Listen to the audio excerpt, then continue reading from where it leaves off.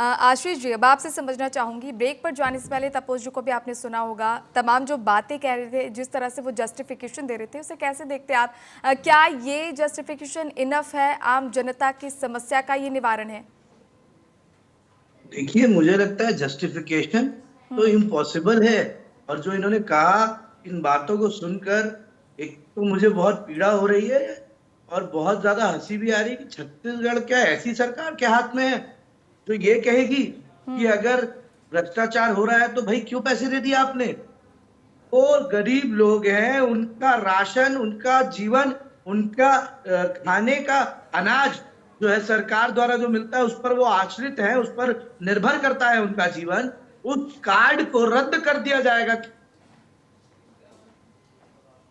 हम्म। इन्हें तो रोकना चाहिए इस भ्रष्टाचार को। उल्टा ये कह देना अरे मत दीजिए, देना तो जरूरी नहीं।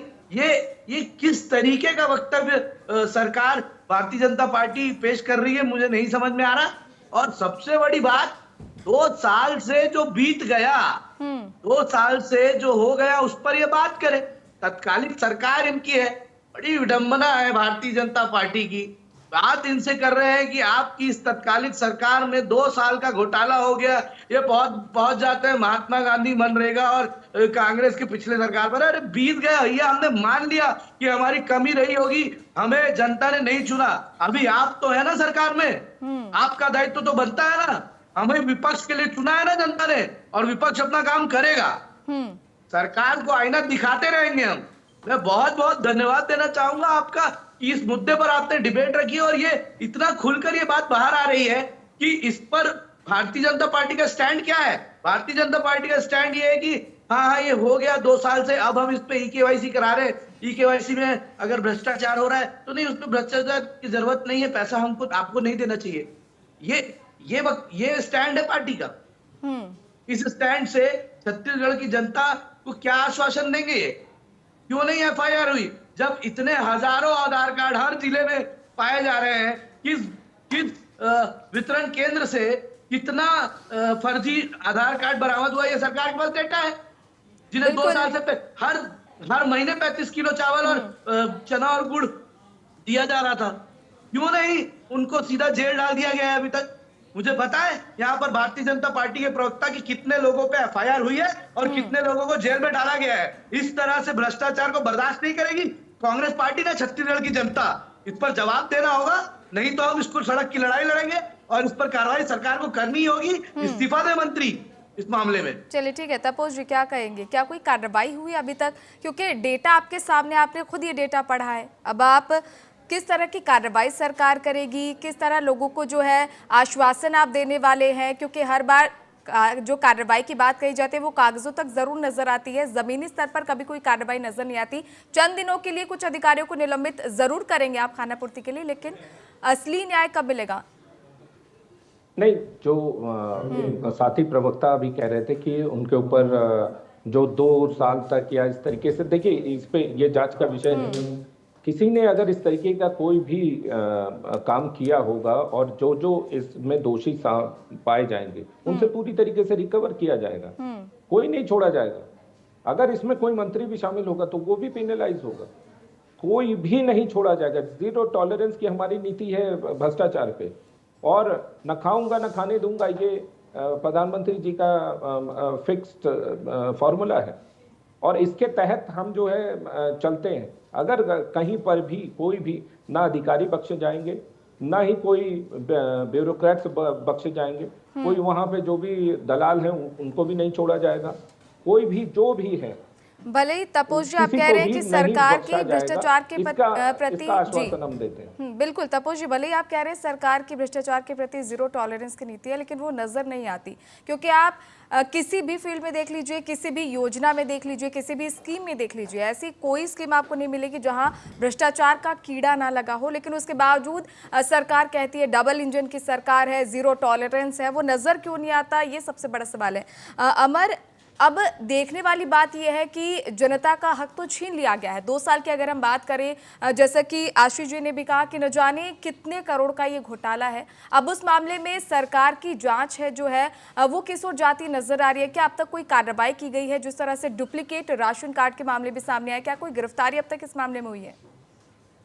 बिल्कुल, पूरी विस्तार से मैं आपको बता दूं कि प्रदेश में कुल 2,76,00,000 जो है राशन कार्डधारी जो है पंजीकृत हैं शासन के जो लिस्ट है उसमें, और जिसमें 2,27,000 केवाईसी पूर्ण हो चुकी है और 46 लाख जो है अभी भी बाकी है। विभाग ने स्पष्ट निर्देश दिया है कि 5 साल से जो अधिक उम्र के जो लाभार्थी हैं उनके केवाईसी तुरंत पूरा कराया जाए। इसके लिए जो मेरा ऐप केवाईसी है यानी कि मोबाइल ऐप उनका अनिवार्य रूप से किया गया है कि इसका उपयोग किया जाए। 6 माह तक अगर राशन उपयोग नहीं करते हैं तो उनको खाद्य विभाग निरस्त कर देगी, और आने वाले 3 महीना में अगर केवाईसी कंप्लीट नहीं करती है तो इस तरह की जो प्रक्रिया है वो शासन के द्वारा बनाई गई है।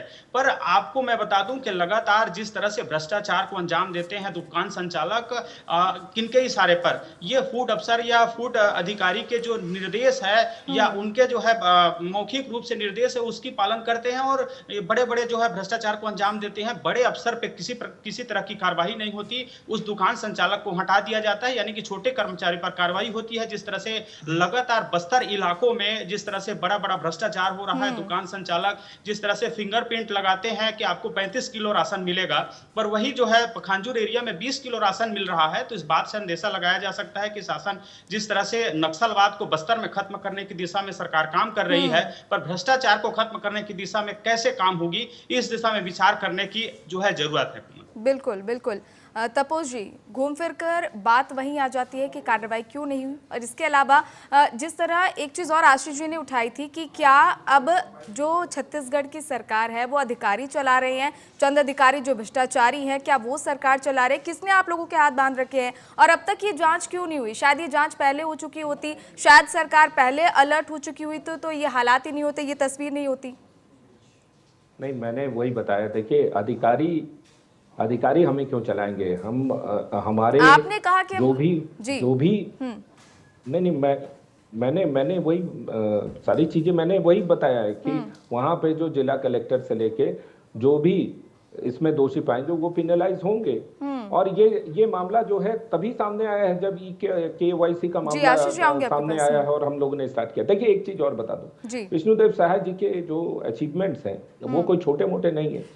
आप देखिए, नक्सल एरिया में जा ही नहीं पाती थी भारत के जो फौज है वो तक नहीं जा पाती थी। वहां पे नक्सल इलाकों में ऑपरेशन किए गए, वहां के लोगों तक अब जो है सरकारी चीजें पहुंच रही हैं। किसानों को 3,100 रुपए प्रति क्विंटल ये दिया जा रहा है। 70 लाख महिलाओं को सीधा पैसा ट्रांसफर किया गया डीबीटी के माध्यम से। और आने के बाद, विष्णुदेव सहाय जी के आने के बाद, क्योंकि उससे पहले तो स्थिति बहुत बुरी थी। आपको उस समय मैं शायद आप ही के साथ डिबेट में भी था जब भूपेश बघेल हुआ करते थे, तो उसमें शराब घोटाला हुआ था। आपने देखा था कितना बड़ा था। महादेव बेटिंग ऐप हुआ था, ये फंसे हुए थे उसमें कांग्रेस के सीएम भूपेश बघेल। उसके बाद कोयला परिवहन, उसमें जो है लेवी के किस तरीके से अवैध वसूली करते थे वो फंसा हुआ था। अवैध खनन और रेत मामले में इनका जो है नाम जुड़ा हुआ था भूपेश बघेल और उनके सहयोगियों का। तबादला और पोस्टिंग में इनके रेटिंग कार्ड वो सामने आए। चलिए ठीक है, मुझे लग रहा है मुद्दे से कहीं ना कहीं भटक रहे हैं। आशीष जी, आप कुछ ऐड ऑन करना चाहते थे? जी, मैं भारतीय जनता पार्टी और विष्णुदेव सरकार से एक सवाल पूछना चाहता हूँ। जैसा इन्होंने बताया कि जो हमारे आदिवासी क्षेत्र हैं वहाँ के कलेक्टरों ने और जिला के अधिकारियों ने ये वक्तव्य दिया कि यहाँ पढ़े लिखे लोग नहीं है, यहाँ ई-केवाईसी नहीं कराई जा सकती, लेकिन अब अनिवार्य कर दिया गया। तो क्या वो कलेक्टर और उन जिला के अधिकारियों को बर्खास्त कर दिया है क्या सरकार ने? क्या उनको सजा मिल रही है? देखिए, बात ऐसी और इतनी साफ सुथरी है कि इनसे बात की जा रही है कि 2 साल से आप सोचिए, अगर 80-86 हजार लोगों को 35 किलो राशन और चना और गुड़ ये सारी चीजें दे रही होंगे तो कितने 100 करोड़ का घोटाला कर चुकी है ये सरकार। उसको सीरियसली लेने के बजाय ये सरकार पल्ला झाड़ रही है। पूरी तरह से फेल हो चुकी है सरकार। प्रशासनिक ढांचा बिखर चुका है छत्तीसगढ़ सरकार का, और इस मामले में विपक्ष सुदृढ़ता से आवाज उठाएगा और इस मामले में जवाबदेही बनती है सरकार की, और सरकार को जवाब देना होगा अंततः। बिल्कुल जवाब देना होगा क्योंकि बात जनता के हक का है। खैर, आप सभी का मेरे साथ चर्चा में जुड़ने के लिए और अपनी राय साझा करने के लिए बहुत बहुत धन्यवाद।